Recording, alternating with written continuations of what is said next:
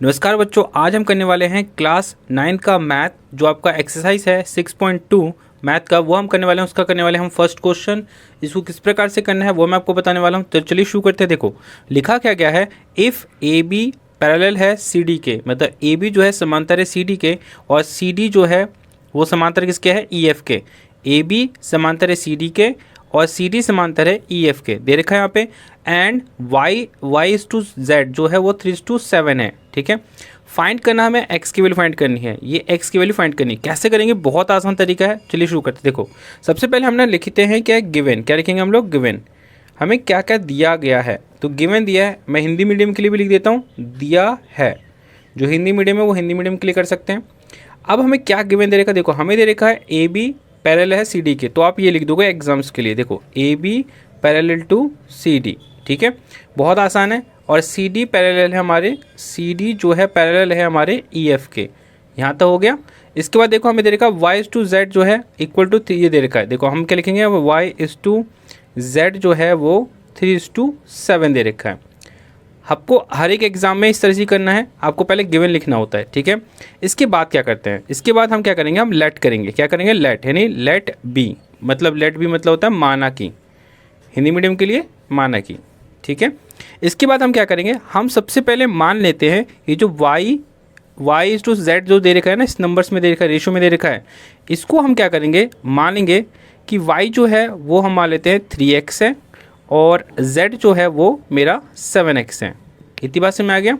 इसके बाद इसको कैसे सॉल्व करेंगे, देखो यहाँ पे।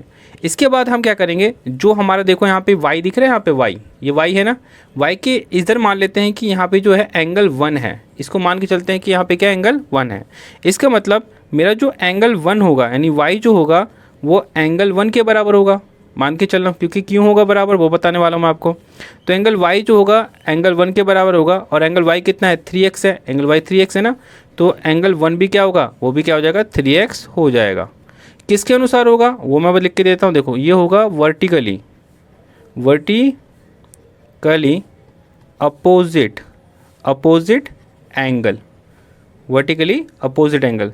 जिनका हिंदी मीडियम है वो क्या कर लिखेंगे, वो लिखेंगे शीर्षाभिमुख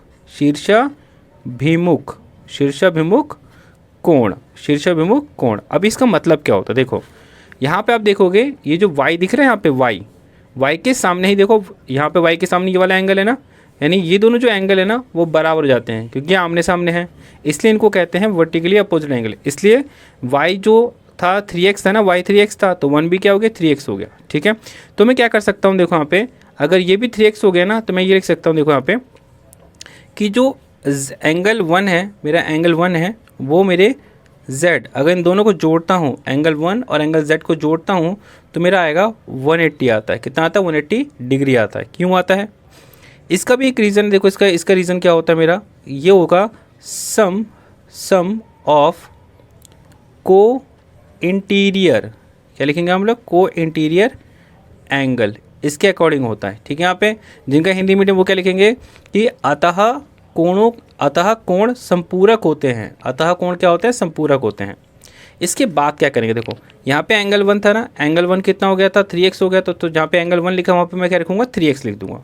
तो यहाँ लिखूँगा मैं 3x, ठीक है। और z कितना था, z देखो मेरा 7x था, तो यहाँ पे लिख दूँगा मैं 7x इक्वल टू 180। अब देखो अगर मैं दोनों को प्लस करता हूँ, 3x और 7x को प्लस करता हूँ, कितना बनता है मेरे पास, बनता है 10x इक्वल टू में 180, ठीक है। अब ये x है ना, देखो यहाँ पे मैं x का x लिख दूंगा, यहाँ पे 180 आ गया, ये 10 दिख रहा है ना यहाँ पे, इससे मल्टीप्लाई में है, तो इधर आके क्या हो जाएगा, डिवाइड में, ठीक है। और एक 0 से 1 0 कट जाएगा, तो यानी मेरे पास x की वैल्यू जो आएगी वो मेरी कितनी आ जाएगी, मेरे पास 18 आ जाएगी। कितनी आ जाएगी, 18। यहाँ तो हो गया। अब देखो मैंने ना z को क्या माना था, 7x माना था, ठीक है। यहाँ पे तो हम क्या करेंगे, यहाँ पे लिखेंगे कि जो z है, हम क्या लिखेंगे यहाँ पे कि z इक्वल टू 7x है। z इक्वल टू क्या है मेरा, 7x है। तो 7 मल्टीप्लाई x की जगह पे देखो x की वैल्यू मेरे पास कितनी आई है, मेरे पास 18 आई है, x की वैल्यू 18 आई है।